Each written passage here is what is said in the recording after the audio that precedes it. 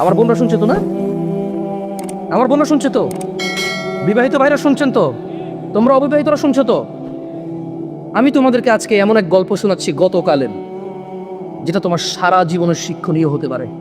আর আজকের দিনে আমি বিলিভ করি, যদি আমি এরপর আর একটা বক্তব্য না দিই, একটা হাদিস, একটা আয়াত না বলে, যদি ওয়াখির দাওয়ানা আলহামদুলিল্লাহি রাব্বিল আলামিন বলে চলে যাই, আমার এখানে আসার সার্থক যদি তোমরা বুঝতে পারো। আমার তোমরা মনোযোগ দিয়ে শোনো, কথাটা মনোযোগ দিয়ে শুনবেন। এখানে অবিবাহিত কারা আছো? হাত তো অবিবাহিত কারা আছো? ঠিক আছে। আরে হাসার কি, যে এই বাঙালি যেটাই কই এটা হাসে, কি দুনিয়াটা কৌতুক বাড়ে। অবিবাহিত কে আছে কারকে হাসার কিছু হয়ে গেল, কি মানে এটাও হাসার কিছু?